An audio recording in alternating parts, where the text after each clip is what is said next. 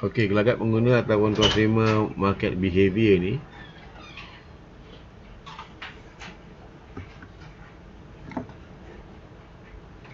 bila awak salin kajian yang berkaitan dengan proses pembuatan keputusan belian oleh pembeli yang datang untuk membuat pembelian dan menggunakan keluaran.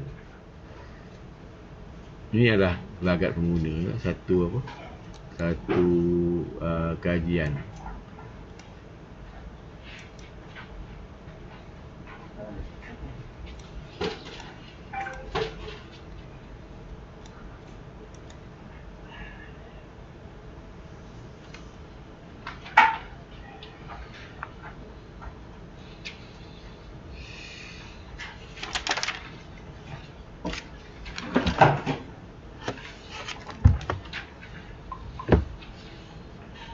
So dalam bab ni kita akan belajar gelagat pengguna, model gelagat pengguna, proses pembelian pengguna, jenis-jenis keputusan pembelian dan faktor-faktor mempengaruhi keputusan pembelian.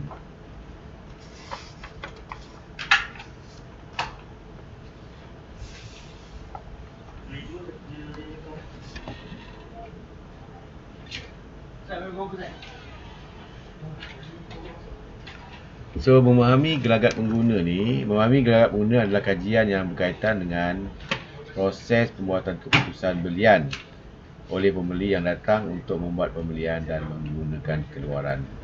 Pembeli keluaran tidak semestinya menjadi pengguna akhir keluaran. Individu, so maksudnya dia mungkin pembeli keluaran tu mungkin orang tengah dan mungkin juga orang yang terakhir, orang yang menggunakan produk. Ada yang membeli barang kita nak jual balik ya. Individu mungkin membuat pembelian keluaran untuk digunakan oleh keluarga atau rakannya. So kalau awak tengok ada orang beli, contohnya seorang lelaki beli spender wanita, dia bukan untuk dia pakai tau. Mungkin untuk bini dia contohnya. Dia bukannya, awak tengok gelagat dia bukannya kenapa pula dia beli ni, tapi sebenarnya itulah gelagat pengguna dia. Mungkin bini tak sempat nak beli. Okey, dia tahu saiz, tahu brand dan tahu harga dan sebagainya kat mana, dia terus belikan. Tapi awak jangan beranggapan bahawa dia tu yang pengguna. Dia mungkin membeli untuk bagi pihak isterinya, dan mungkin dia bukan pengguna akhir. Ia mungkin pengguna orang tengah lah. Oleh itu adalah penting untuk memastikan pasti siapa pengguna keluaran mereka sebenarnya. Dia beli seluar dalam contohnya, seluar dalam wanita, lelaki buat seluar dalam. Awak kena tahu siapa yang beli tu, bukan dia yang beli tu. Yang lelaki tu sebenarnya untuk isteri. Jadi awak kena tahu apakah kehendak lelaki tu beli. Okey, kenapa kehendak isteri dia, apa yang dia nak sebenarnya di sebalik pembelian seluar dalam tersebut. Alright. Oleh itu adalah penting untuk pemasaran pasti siapa pengguna keluaran mereka sebenarnya. Ini kerana pengguna lah yang akan menggerakkan pembeli untuk membeli keluaran. Situasi ini menunjukkan bahawa pemahaman tentang proses pembuatan keputusan pengguna amatlah penting dalam merangka strategi pemasaran yang lebih besar. Kalau tadi kita kelakar lah, kan awak nak tanya pada lelaki tu, isteri awak ni suka yang macam mana, seluar dalam yang macam mana, tak sesuai. So awak lebih mengejar mendapatkan maklumat daripada pengguna akhir. Kerana itu yang dia nak. Yang membuat keputusan nak membeli isteri dia, isteri pembeli, isteri yang membelikan, isteri suami dia lah. Yang dia yang buat keputusan, takkan suami pula yang buat keputusan. Awak kena pakai ni seluar dalam yang warna ungu contohnya, ataupun yang harga murah. Tapi isteri dia nak harga mahal tak apa, asalkan selesa contohnya. Alright. Jadi ini kajian ni yang kita perlu buat kajian gelagat pengguna ni nak yang macam mana, produk itu dia nak macam mana, spesifikasi dia. Ada orang tak kisah tentang harga, contohnya makanan, tak kisah pun, penuh je McDonald tu. Tapi ramai yang tak duit tapi penuh je McDonald tu kan. Tak kisah pun pasal harga, tak kisah pun pasal McDonald tu mungkin daripada negara Israel, tak kisah pun. Disebabkan McDonald tu telah membuat kajian, jadi ramai yang telah datang ke kedai tersebut. Alright? Jadi ini yang pentingnya kajian, supaya kita punya kedai, kita punya produk dapat kepuasan oleh pembeli. So kita buat kajian. Pembeli Quran ini kerana pengguna lah yang akan menggerakkan pembeli untuk membeli Quran. So sebenarnya pengguna tu yang suruh suami dia. Mungkin dia tak sempat nak pergi, ataupun dalam keadaan dia sakit, tak ada orang nak belikan, tak tahu guna internet dan sebagainya, dia suruh suami dia belikan. So pengguna dengan pembeli aku kena bezakan. Pembeli mungkin terdiri pada orang tengah. Yang ni awak salin je, awak lukis saja model gelagat pengguna. Kita ada model untuk memudahkan awak untuk memahami apakah gelagat pengguna sebenarnya dalam bentuk modal.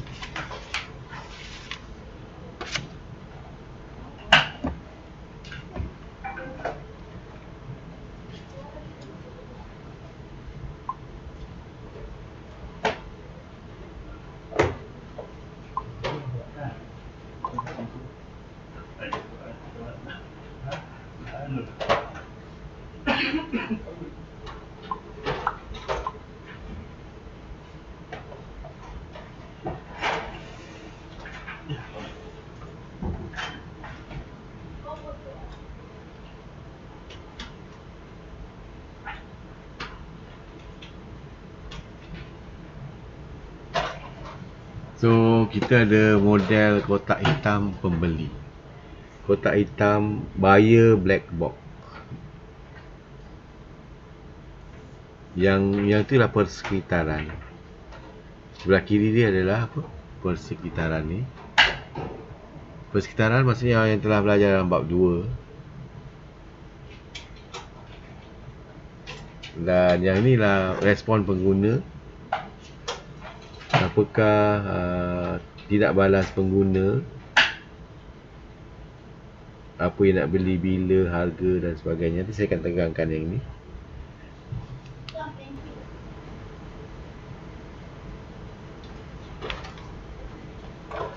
Awak dengar je, salin-salin.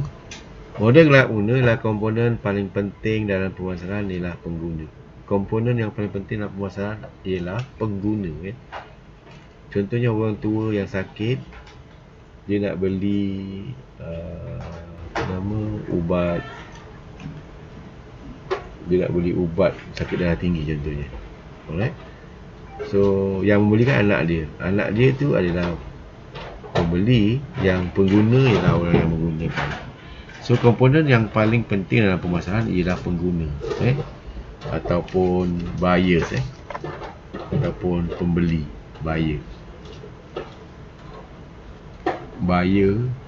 So dia sebut sebagai user ataupun kalau buyer ni kita takut dia tak guna, dia belikan saja. So gelagat pengguna merujuk pada proses yang dilalui oleh pengguna dalam waktu kemudian mengguna dan melupuskan barang yang dibeli. Gelagat pengguna merujuk pada apa? Proses yang dilalui pengguna dalam waktu kemudian mengguna dan melupuskan barang yang dia beli. Jadi dia beli barang tu, okay? Dia menggunakan, itu lagak-lagak dia lah.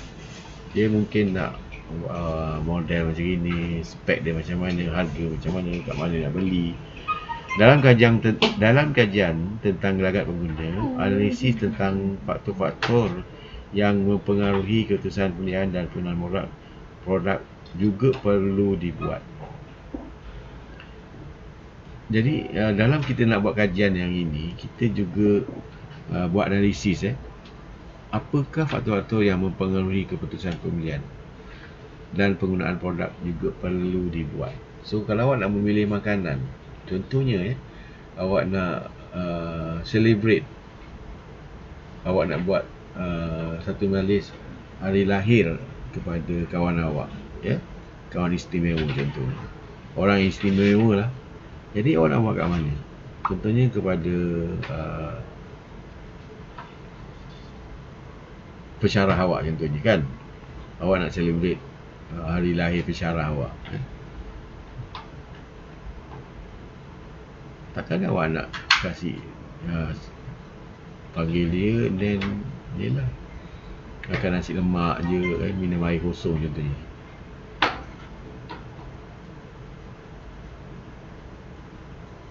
Jadi awak kena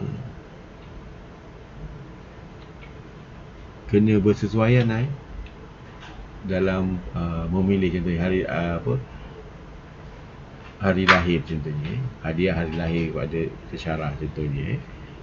So ia bergantung banyak analisis yang perlu dibuat. Gelagat pengguna tu macam-macam dalam faktor untuk membelikan hadiah untuk pensyarah ni. Skop kajian tentang gelagat pengguna dalam pemasaran merangkumi. So jadi awak sebagai orang yang marketing, awak kena tahu siapa yang membeli, siapa yang menggunakan lah. Contohnya kalau awak jual makanan contohnya, siapa yang membeli makanan tersebut? Banyaknya makanan tersebut, siapa yang beli? Contohnya di kampus ni, yang membeli ialah apa? Yang membeli ialah budak-budak muda budak-budak muda, dia nak harga yang murah contohnya. Kalau contohnya ramai orang tua nak macam mana? Makanan yang macam mana orang tua? Contohnya satu tempat semua orang tua, semua umur 70 ke atas. So biasanya orang tua tu ialah apa? Dah tak ada gigi contohnya. So makanan dia yang sesuai lah apa? Bubur contohnya. Kalau awak jual pada orang tua umur 80, 70, awak jual apa? Sup tulang kan? Ataupun kambing gitu. Nak gigit pun tak ada gigi macam mana. Satu hal pula nanti dia apa? Satu hal pula dia kunyah-kunyah kambing tu, tak lama pula kat kedai kita, dia kunyah terlalu lama. Apa yang dia beli? Siapa who siapa, and then apa yang awak buat kajian ni, siapa, and then apa yang dia beli, dia datang kat supermarket, apa yang dia nak sebenarnya, nak beli apa? Okay, pakaian ke, makanan ke, mengapa satu produk dia beli, kenapa dia beli, kenapa? Untuk pakaian dia ke, untuk pakaian hari raya ke, untuk apa, pakaian hari perkahwinan contohnya.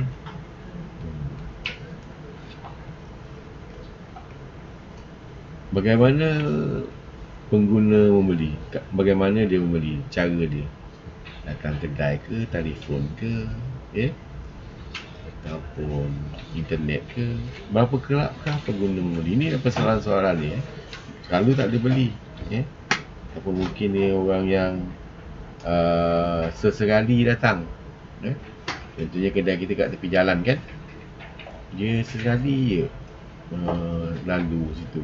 Sebab dia, yelah, kat highway ke Al-Net-Al. Okey, tu tak apa kerap lah kata kedai. Tapi orang banyak, tapi orang yang sama tak banyak kan. Kalau yang itu beza kalau kat kampung orang yang sama. Kalau orang yang sama, makanan mesti apa? Sedap, murah. Kalau makanan sama je, hari-hari masak apa? Hari-hari awak jual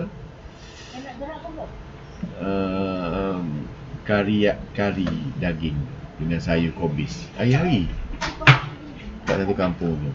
Muak orang nak beli. Okay, sebab orang yang sama. Tapi kalau awak jual kari tu dekat Al-Net-Al, tak apa, sebab orang lain-lain. Okay? So itulah berdasarkan kekerapan. So kajian ini meliputi apa? Siapa yang membeli, apa yang dibeli, mengapa satu produk dibeli, bagaimana pengguna membeli, berapa kerapkah pengguna yang membeli. Perkara yang paling penting bagi pemasar adalah untuk memahami bagaimana pengguna bertindak balas kepada usaha pemasaran yang dibuat oleh sesebuah perniagaan. So awak kena kaji apa yang awak jual tu, apakah dia suka ke tidak dengan cara awak menjual tu. Apakah reaksi dia? Dia nak beli ke tidak, ataupun dia buat tak tahu, ataupun mungkin dia buat tak tahu tapi dia suka kan? Kawan jual mahal lah yalah, awak tanda suka pada kawan awak tu kan. Tapi kawan awak yang tu, yang respon, dia terus tolak. Awak jangan ni pula, awak jangan tak putus asa. Cuba lagi, mungkin hari lain dia akan tahu awak punya kelebihan. Sekarang ni mungkin dia tak tahu. Mungkin awak satu kelas ni, awak suka lah sama dia kan, seorang-seorang, tapi awak segan. Bila awak approach saya sukakan awak, dia terus tolak.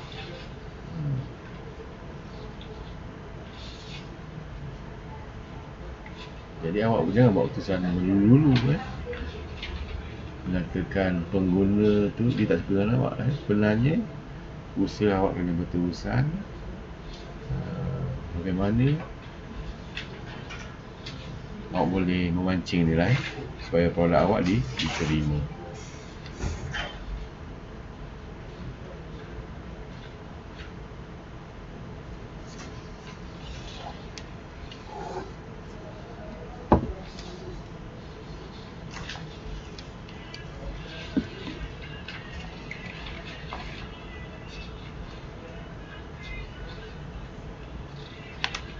Cuma saya nak awak kena tulis satu ni.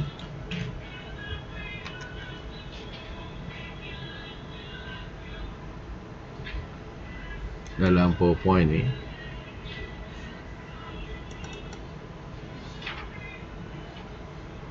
nampak slide ni kan?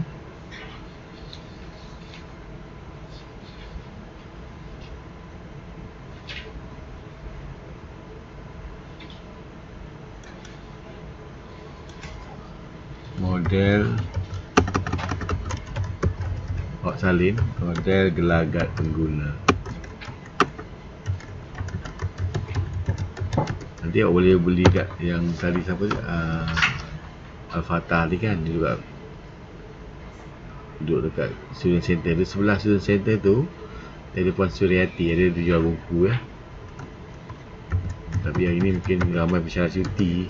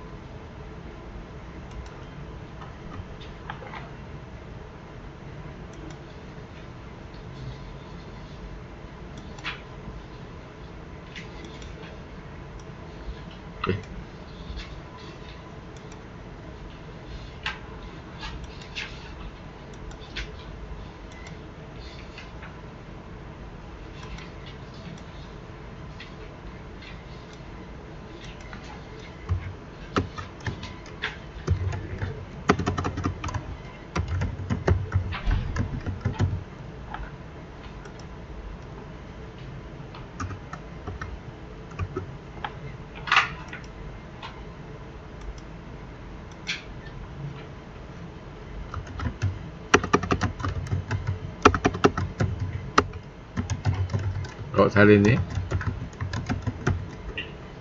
persekitaran. So rangsangan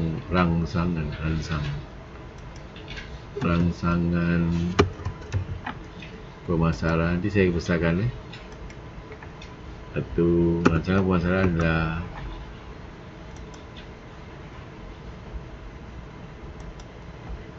produk, harga,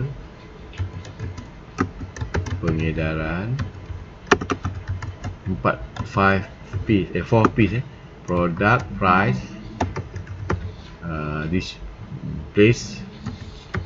placement, distribution or promotions. Okay.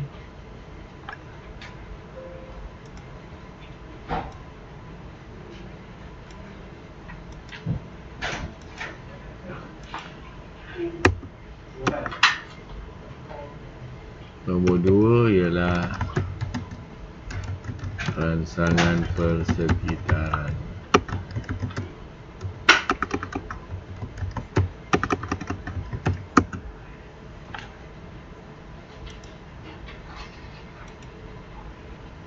Ekonomi, teknologi, sosial, budaya. Okey.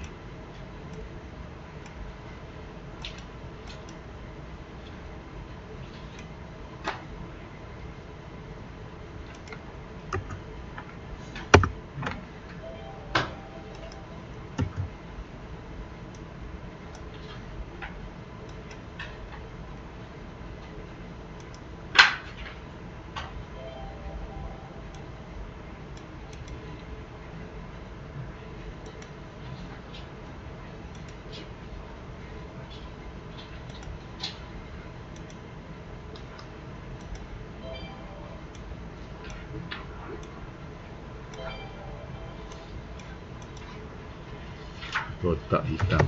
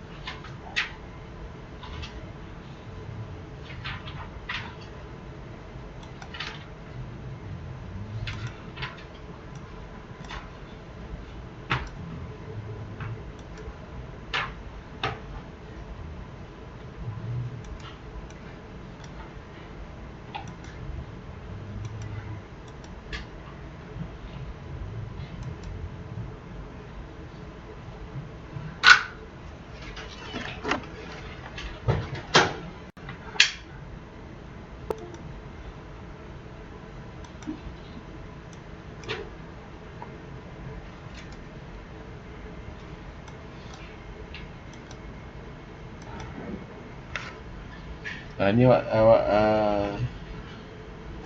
salin dulu ya. Kita beri masa 10 minit ke 5 minit ke.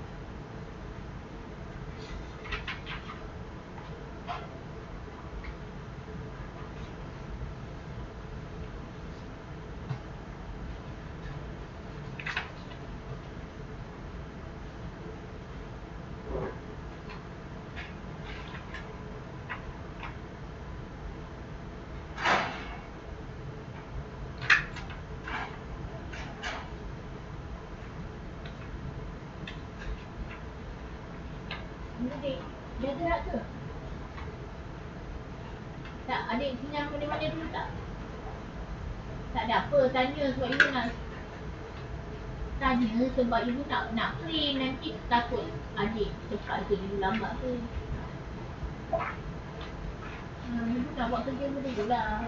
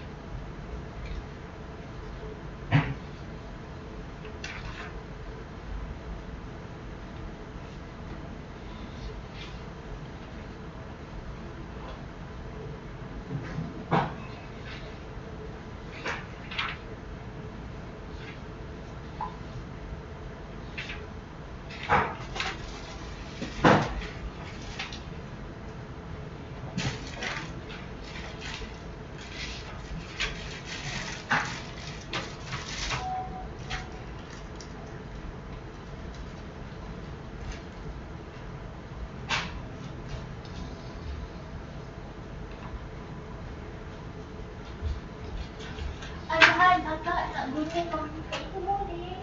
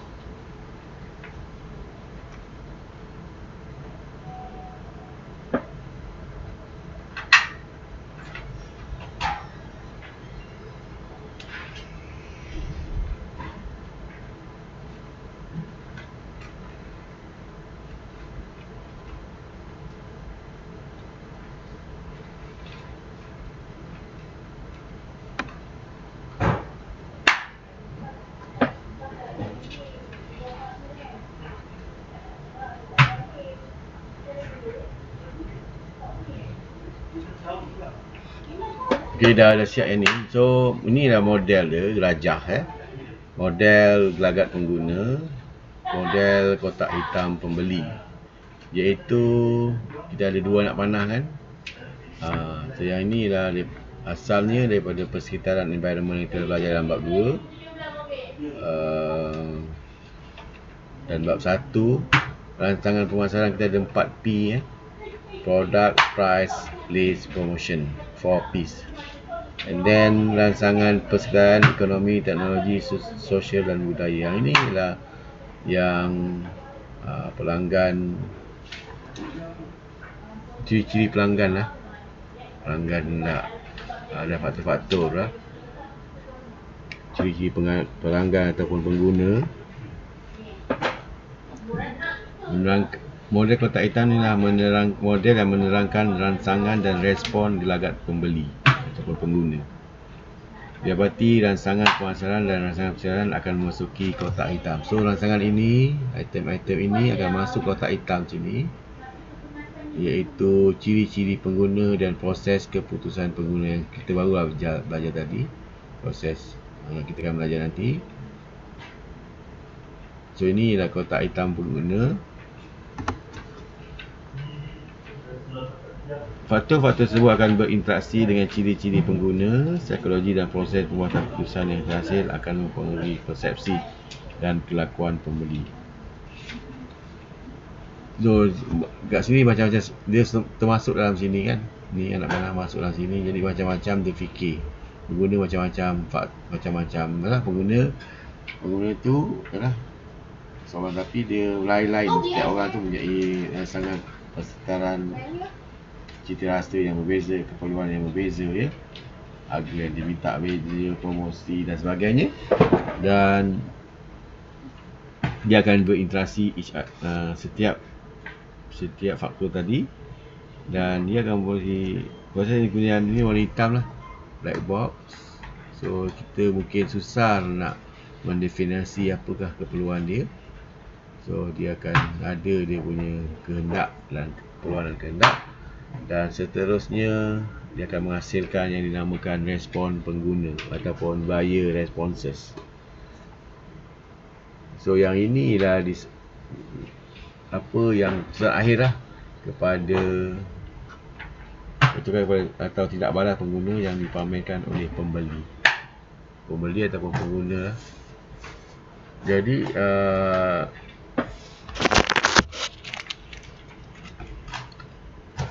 respon pengguna ini sikap dan keutamaan pembelian.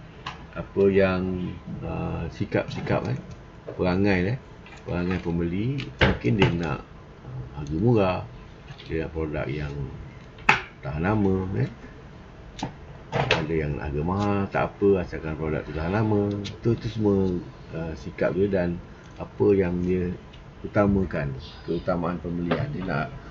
Dia nak kepentingan dia lah, cita rasa dia. Mungkin dia nak belikan ni dulu, yang lain kemudian, ya. Mungkin nak beli sikit, yang mungkin orang lain nak beli banyak terus.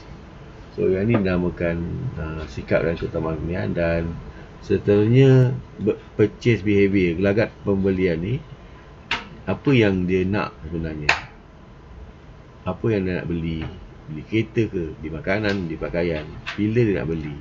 Macam awak mungkin nak beli kereta tapi bukan sekarang, mungkin dah terbukti. Contohnya awak dah dapat kesan yang baik, bapa awak janji belikan kereta, ataupun mungkin dah grad nanti, to where kat mana nak beli dan berapa harga dan sebagainya. And then gelagat hubungan jenama ialah brand. So kadang-kadang ada yang tak kisah pun jenama apa, asalkan dia cantik, kan. Kadang-kadang orang yang banyak duit, contohnya orang terkaya di dunia antara dia ialah apa, Mark Zuckerberg, kan. Dia pakaian ni biasa je, kan. Dia tak pentingkan, dia baju t-shirt je, ya. Tapi kadang-kadang pun awak akan rasa nampak dia macam ni, walaupun t-shirt nampak macam mahal, Cuba orang yang miskin, orang yang gaji tak cukup, dia beli baju macam tu, mesti awak kata ni mesti beli barang ni lah, barang second hand contohnya, So yang itu yang kita hendak, apakah gelagat hubungan jenama, kepentingan brand dia. Okey, kita sambung yang tadi. Ini tambahan, kita sambung yang ni.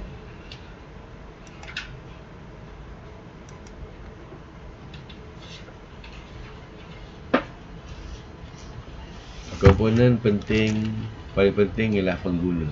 Awak highlightkan dulu.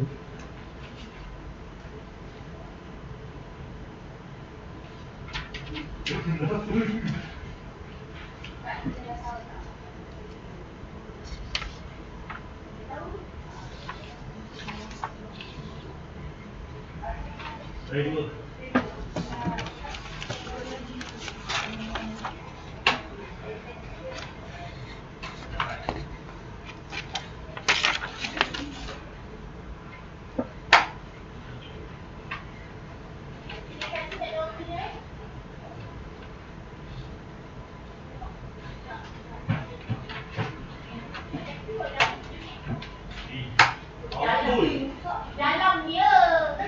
Tak masalahnya dia tu macam ni.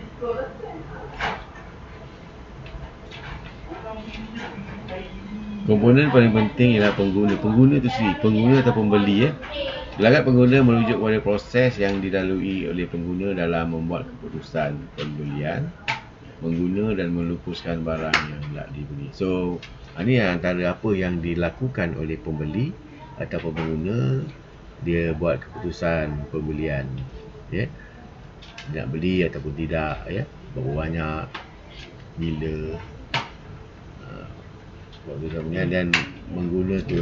Sepada beli dia gunakan lah. Dan bila dah lama guna, contohnya awak nak buat keputusan beli motor, so itulah semasa penggunaan dia. Dan selepas dah kira-kira dah 10 tahun 20 tahun, dia jual barang tersebut,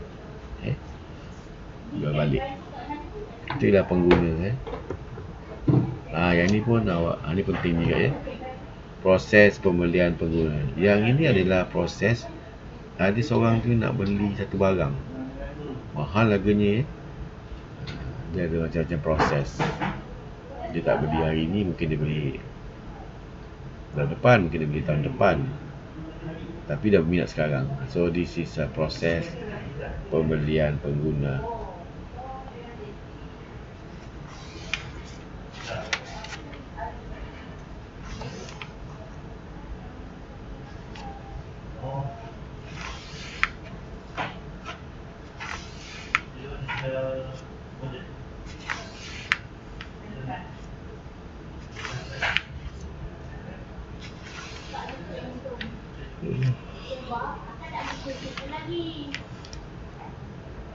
Buyer decision process.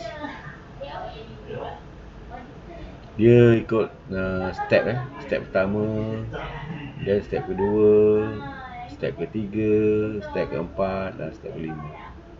Buyer decision process.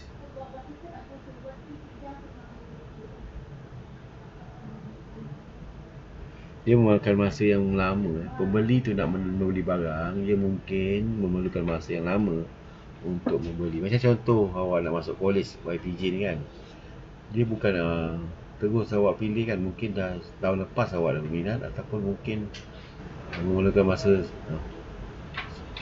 biar dia kata awak kajak pada ejen pemasaran tu. Saya beri masa saya fikir untuk masuk college tuan contohnya. So this is a proses pembelian pengguna, iaitu kita ada 5 proses.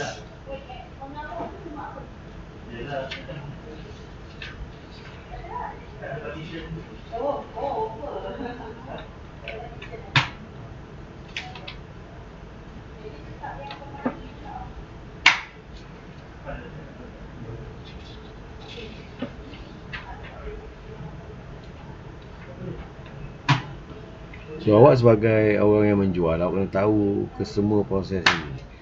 So pembeli tu berada dalam step yang keberapa. So kita ada 5 steps, 5 langkah.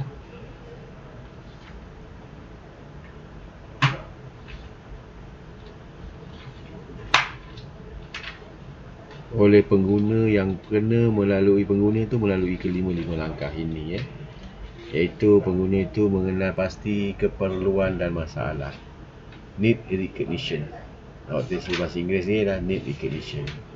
So pengguna mengenal pasti apakah keperluan dia dan apakah masalahnya. Kau cakap macam tu, aku kena lah tak? Contohnya kalau awak sebagai pelajar, apakah keperluan awak? Contohnya nak makan kan. So masalahnya apa? Awak tak makan lapar, ya. Dan selepas itu yang kedua, awak kalau nak makan, awak kena mendapatkan maklumat. Okey. Nanti saya akan sentuh satu-satu, mendapat maklumat kedai mana yang boleh aku beli makanan. Yang ketiga ialah menilai alternatif. So awak ada pilihan nak beli kat kedai mana, kat dalam campus ke ataupun di luar, ataupun melalui pesanan Foodpanda. Yang keempat, awak buat keputusan pembelian. So aku nak pergi kafe je lah, senang. And then yang kelima, awak nilai. Alamak, hari-hari makan kafe pula, makan sama je, balik-balik makan kari, balik-balik sayur. Sayur pun kadang-kadang tak ada contohnya. So awak menilai sendiri. So dan awak ulang lagi lah proses ini. Awak pergilah boring lah kedai ni, aku nak cuba kedai lain. So mesti ada proses itu. Ada 5 proses yang perlu hafal. So proses pertama ni awak dah salin ya.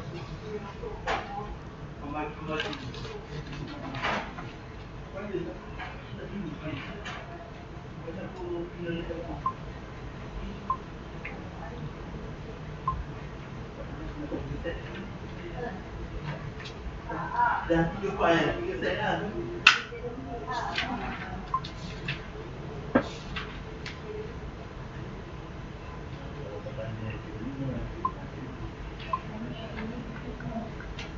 Semua ada lah. Serius lah.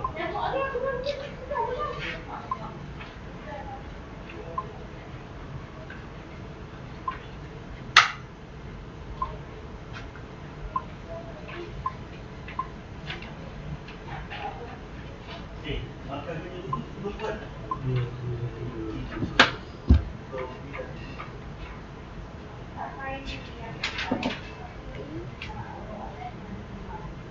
Ada yang pelanggan yang buat keputusan cepat, ada yang pelanggan buat keputusan lambat. Dia bergantung pada produk tersebut juga. Kadang-kadang kalau dah lapar, tak kisahlah makan apa-apa pun dah cepat.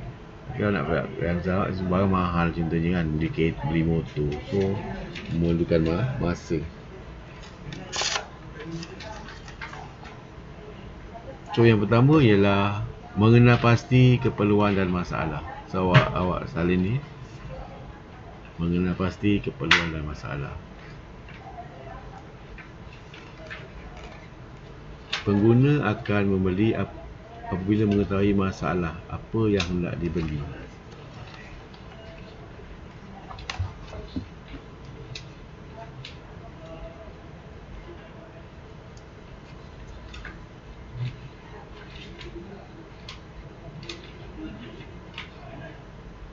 So, proses pembelian bermula apabila pengguna mengenal pasti masalah atau keperluan yang sebenarnya. Contohnya, Sarah mempunyai masalah untuk ke tempat kerja dan selalu datang lewat kerana terpaksa menaiki bas. Maka Sarah bercadang untuk membeli sebuah kereta bagi menyelesaikan masalah. Jadi yang ini awak kena tahulah ya.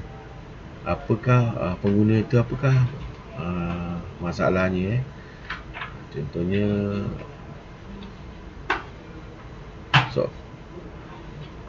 seorang pekerja selalu datang lewat. Jadi dia memerlukan pembelian kereta sebab nak cepatlah ya. Contohnya tadilah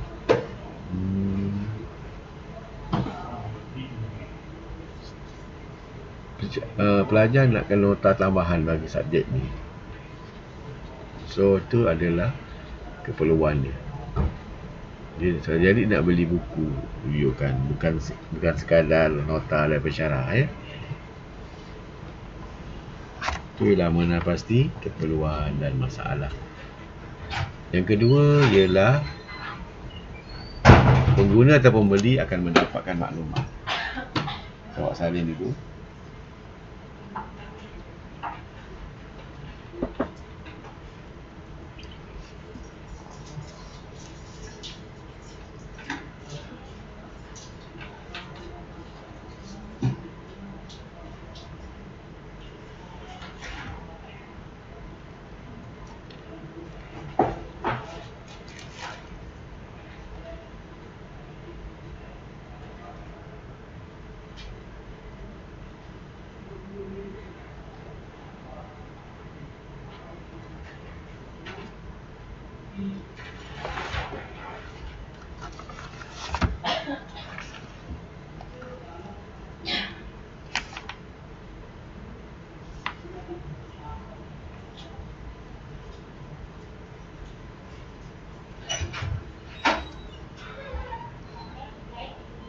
Maklumat.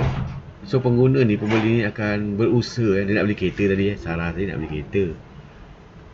Jadi dia akan berusaha untuk mendapatkan maklumat daripada sumber pemasaran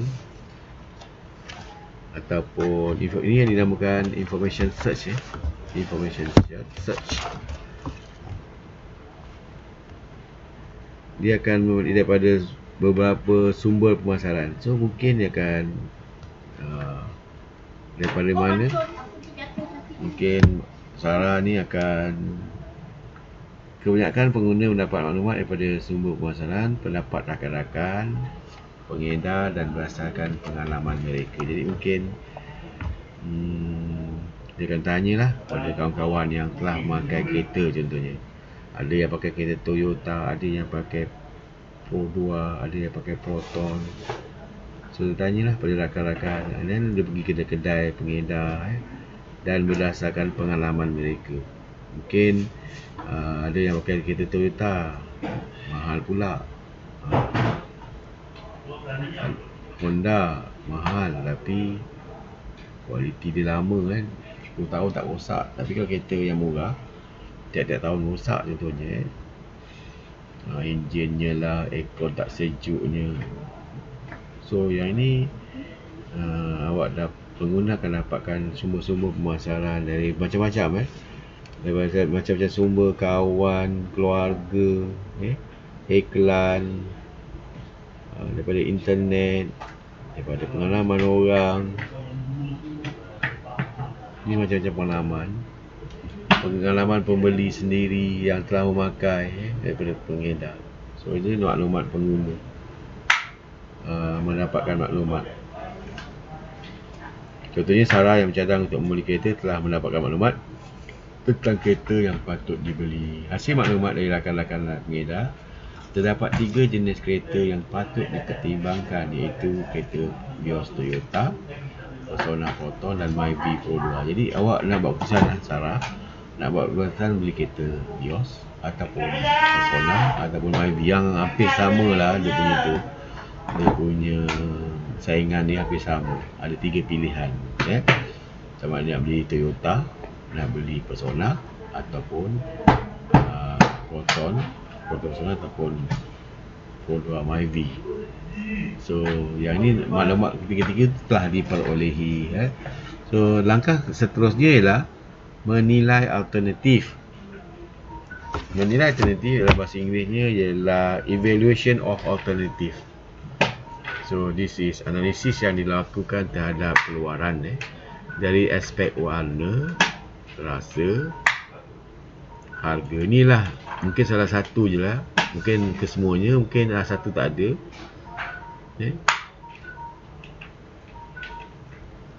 Kualiti, kuantiti dan ketahanan. Kalau perkhidmatan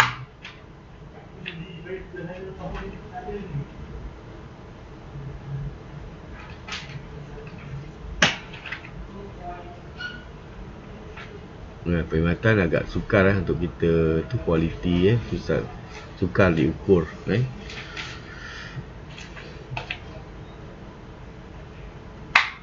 So analisis dalam menilai alternatif ni awak salin tu evaluation of alternative.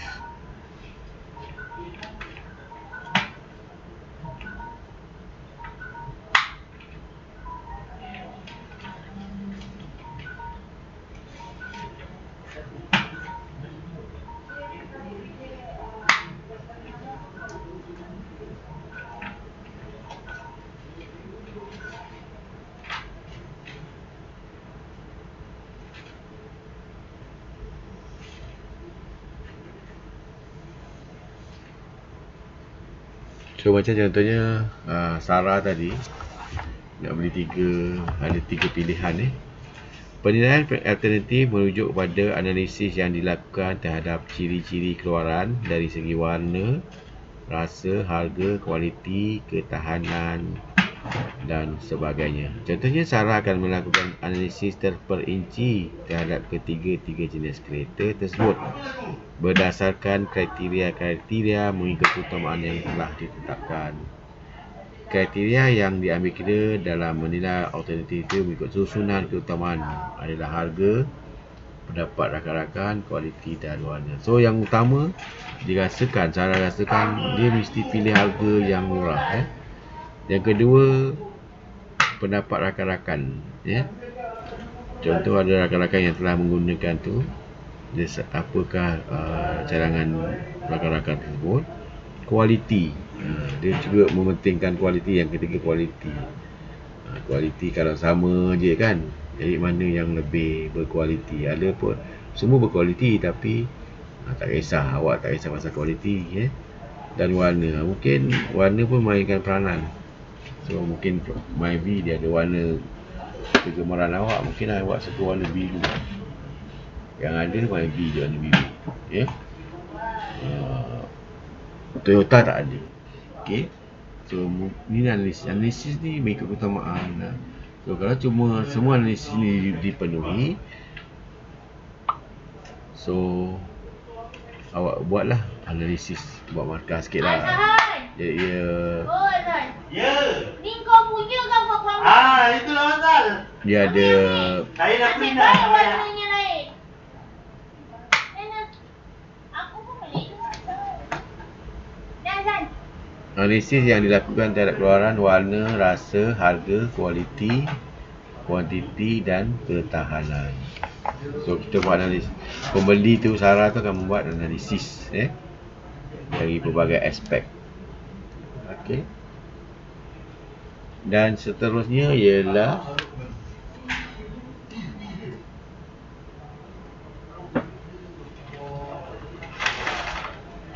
so setiap pembeli dia punya penilaian dia adalah berbeza.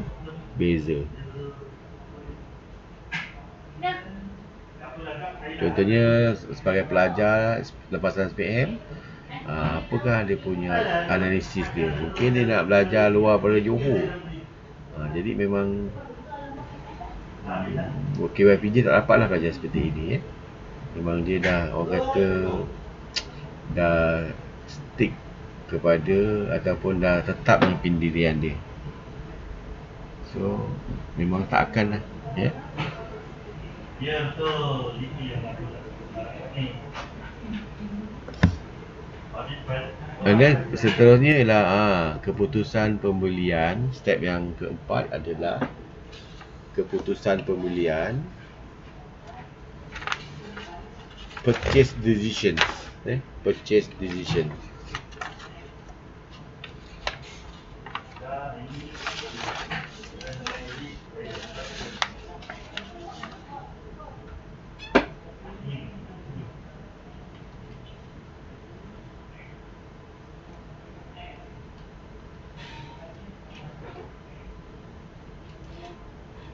So awak nak buat apa, akan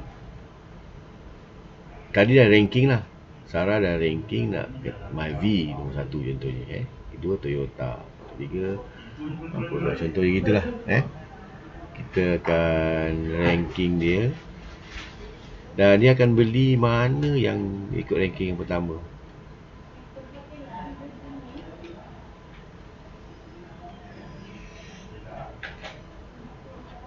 Dan dia akan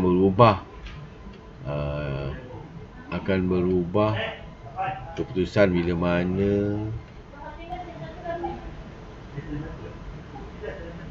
ada pengaruh lah.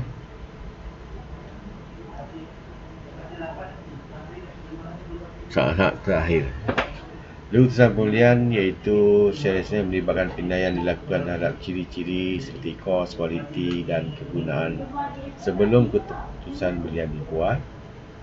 Dan yang kedua ialah secara emosi, mengikut perasaan.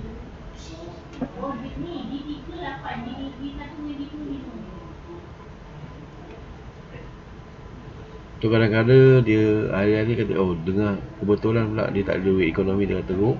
So dia buat keputusan, paling murah lah dia beli. Dia dah pilih contohnya Toyota dia beli, tapi Myvi lebih murah. Tak kisahlah, asalkan murah. Itu mungkin akan berlaku. Hasil daripada penelitian, maka keputusan belian akan dapat dibuat. Terdapat dua keadaan dalam pembuatan keputusan, iaitu berdasarkan rasional dan emosi. Motif rasional melibatkan penilaian sebenar yang dilakukan terhadap ciri-ciri keluaran seperti kos, kualiti dan kegunaan. So rasional dia ialah yang berkenaan dengan kos, kualiti dan atau kegunaan. Motif emosi pula melibatkan penilaian terhadap faktor-faktor yang tidak berkaitan dengan ciri-ciri yang telah ditetapkan. Emosi lebih kepada apa? Yalah, nak cepat ke, ada contohnya orang yang ejen tu, dia macam layan nak tak nak dilayan orang lain. So disebabkan layanan yang kurang memuaskan oleh ejen, dia emosi sikit lah, belilah hari ni macam mana kan.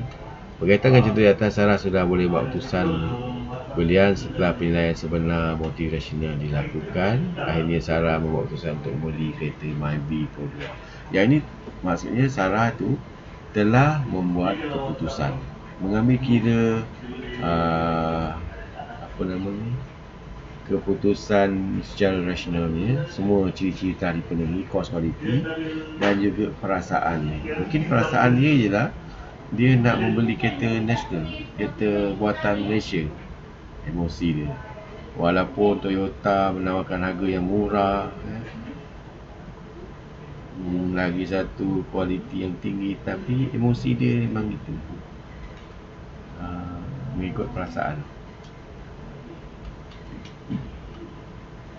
So dia tak kira, okey, sebab dia punya perasaan tu lain daripada orang lain.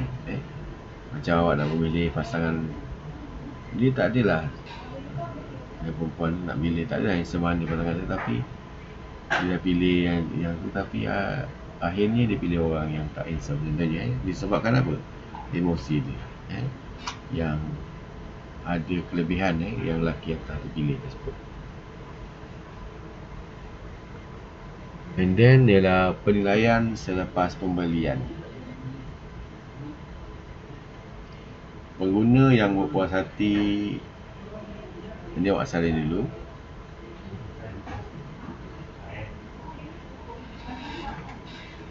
So bila dah beli, dia akan puas hati dan akan mengulangi pembelian atau memberitahu rakan lain. Pengguna yang tidak puas hati akan mempengaruhi pengguna lain supaya tak membeli. Ni kalau dia kata puas hati naik Pro 2, bagus lah ni apa, bawa kereta Myvi Pro 2 ni boleh bawa pecut juga, kan tak boleh pecut, boleh sampai 150, 160 saja je boleh apa, boleh potong Mercedes, senang je laju betul, tak sangka. Atau ni tahan lama, aku dah pakai 10 tahun tak rosak-rosak aku tak ada punya hitam pun so puas hati betul lah beli Myvi. So dan kalau tak puas hati, kalau macam contohlah kita tak suka dengan barangan tersebut, memang ada cerita lah walaupun yalah, macam awak tak suka dengan pasangan awak, tak memang suka, cerita lah. Bila tak suka, semua buruk dia keluar Dulu kalau tengok muka pasangan awak tu, wah, dia merupakan inspirasi ataupun memberi idea pada saya, memberi rangsangan untuk saya berfikir kemurahan rezeki. Tapi bila dah tak suka ni, kau punya pasal lah rezeki aku ni asyik tak sampai-sampai kau punya pasal lah hidup aku pun tak nak berfikir nak hidup. So pengguna tu akan bercerita bila mana dia tak puas hati dan mempengaruhi dah pengguna lain supaya tak membeli. Dia cerita lah Myvi ni, alamak kereta ni aku dah agak dah kereta ni, kereta Malaysia ni aircon sekejap sejuk, sekejap panas kadang macam kat oven dalam kereta ni dia tak puas hati, tapi kereta lain okey je dia mulalah cerita yang keburukan.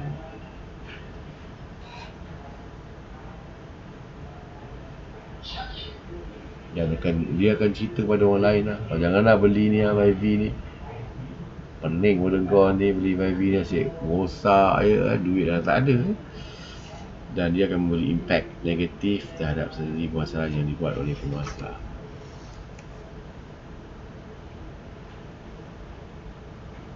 Okey, seterusnya ialah jenis keputusan pembelian.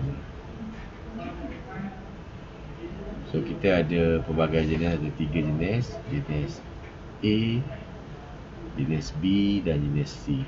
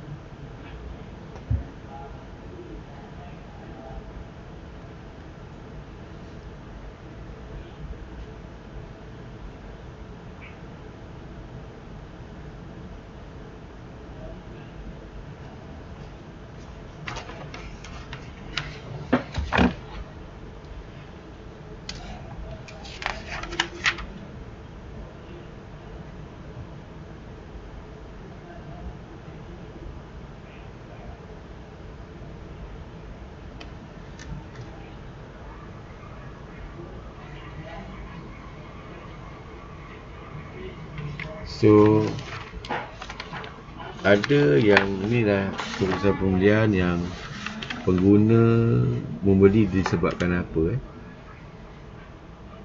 Yang pertama ialah apa? Pengguna jarang membeli, dan apabila A dia, penyelesaian masalah ekstensif. Pengguna jarang membeli dan apabila membeli memerlukan wang yang banyak. Maksudnya contohnya dia beli barang tu mahal lah bang. Contohnya kereta lah Jangan takkan lah dia tak bulan beli kereta Mungkin 10 tahun sekali beli, tapi dia perlukan keputusan yang lama Macam awak dalam keputusan belajar lah, takkanlah dia tak bulan pergi kolej ni, kolej ni. Itu dah masalah ekstensif.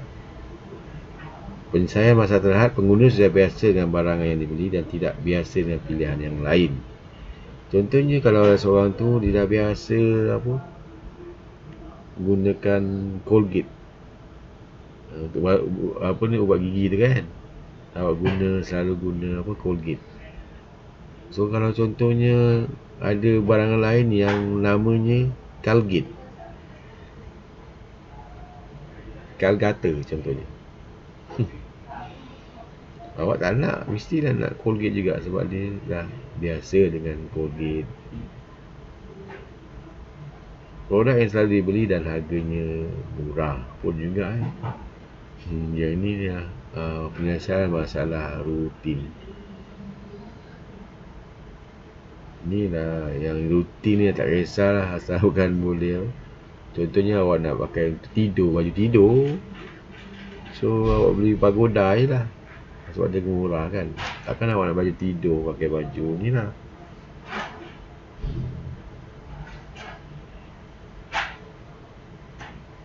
Long sleeve awak tu long sleeve nyetai sekali dia dan harganya murah.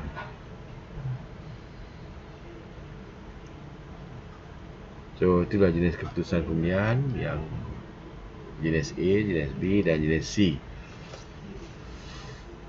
Dan seterusnya faktor yang mempengaruhi keputusan pembelian pengguna. Kita ada beberapa faktor. Akhirnya dia akan merubah kepada keputusan pembelian, iaitu pengaruh psikologikal, pengaruh peribadi, pengaruh sosial, pengaruh budaya dan pengguna. Yang ini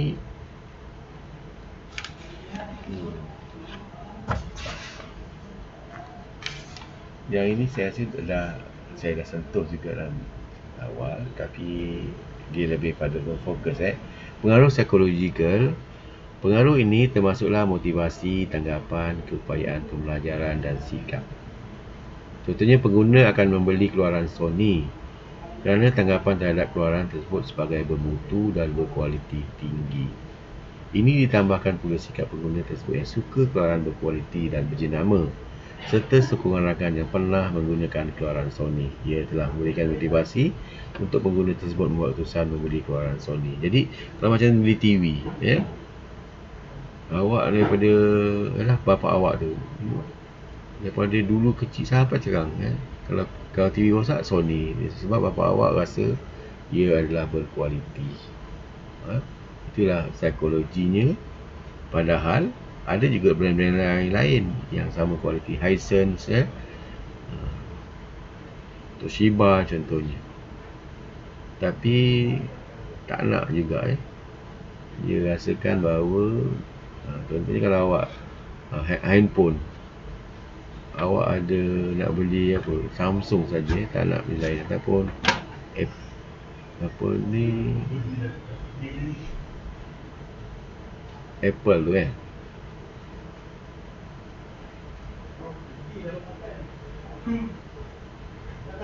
Samsung, So awak rasa Samsung ni berkualiti lah. So kalau ada orang nak kasih handphone yang brand lain, Oppa ke Oppa, Oppo ataupun Samsung ke, awak tak nak. Awak nak Samsung juga, sebabkan pengaruh psikologikal. And then pengaruh peribadi. Peribadi maksudnya masuklah gaya hidup, personality, status ekonomi dan peringkat kitaran hayat. So disebabkan lifestyle orang kaya contohnya. Orang kaya dia mestilah pakaian dia, tengoklah dengan berbandingan orang penduduk getah, pakaian dia takkan sama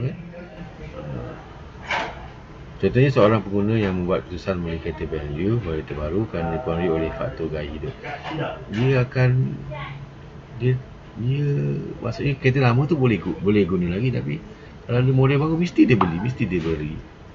Disebabkan dia ada duit, gaya hidup dia, personality dan status ekonomi. Jadi bila dia pakai kereta tu, orang lebih yakin, orang senang berbual dengan dia, projek senang rapat. Ini maksud pengguna tersebut membeli kereta mewah BMW kerana gaya hidup yang mewah dan mempunyai pendapatan yang tetap dan lumayan. Contohnya menteri lah, duit banyak kan, ataupun orang kaya yang bisnes banyak. So takkan ada kereta Myvi contohnya.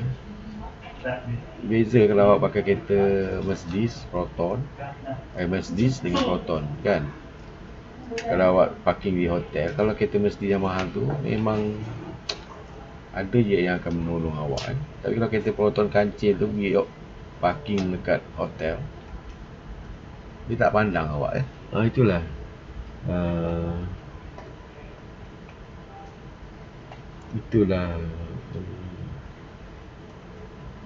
norma kehidupan baru sekarang.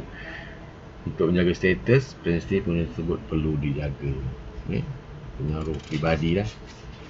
Yang ketiga ialah pengaruh sosial. Pengaruh ini terdiri pada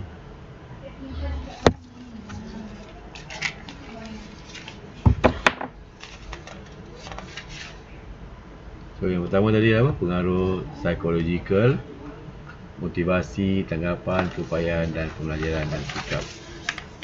Yang tadi itulah kalau dia nak TV Sony tu kan.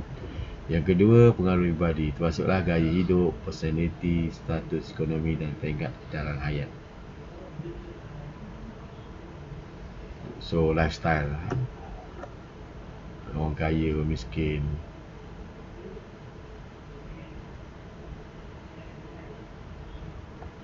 Pengaruh sosial,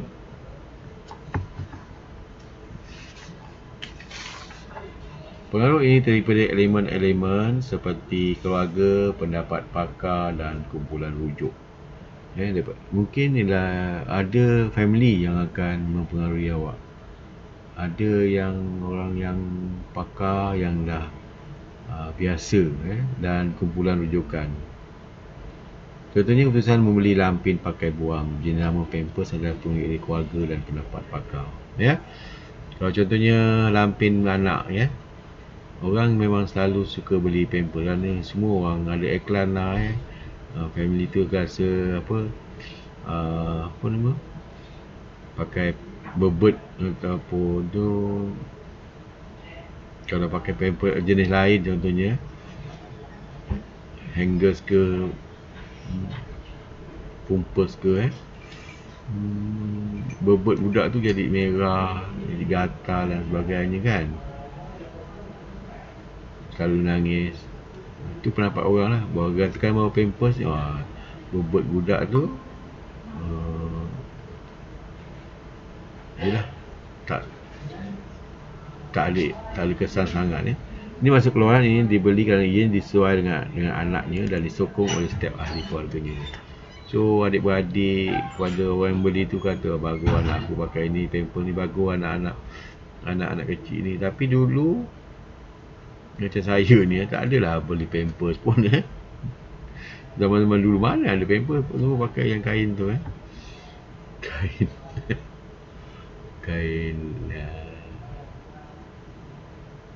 Kain biasa tu lah. Lupa saya. Diikat pakai kain, tak ada Pampers. Kalau pun ada kemudian basuh. Pandai juga Ada juga yang pakai Pampers, bodoh boleh tanya. Okey.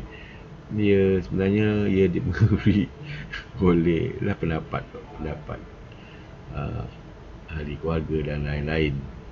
Pakar-pakar dalam penjaga kesihatan bayi yang mencadangkan pengguna. Pakar-pakar pun ada yang lebih pakar daripada mak bapak awak. Tanya mak bapak awak tu masa dia kecil, ada ke Pampers ke dan sebagainya? Tak ada. Tapi berjaya je. Seterusnya ialah pengaruh budaya. Budaya bermaksud norma, amalan atau cara hidup yang diterima oleh sekumpulan individu dan ianya sukar untuk diubah. Budaya.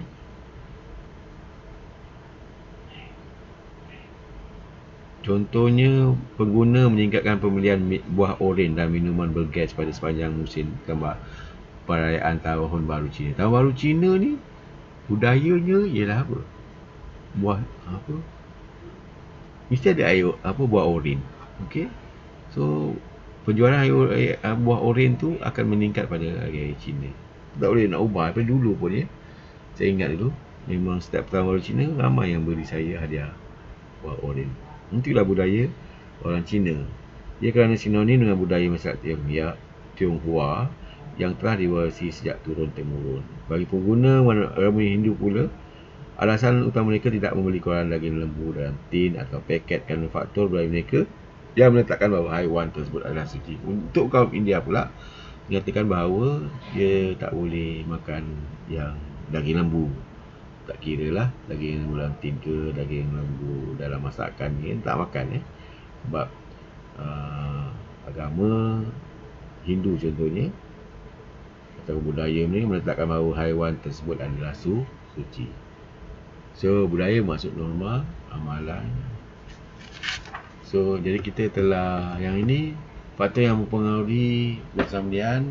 Walaupun kita ada proses tu, tapi dia tak nak juga sebab dia ada faktor psikologikal, pengaruh peribadi, pengaruh sosial dan pengaruh budaya yang sukar kita nak ubah lah dia punya persepsi. Okey, kita telah habis chapter ni. Alhamdulillah kita telah habis dan ni paling lama 3 jam je.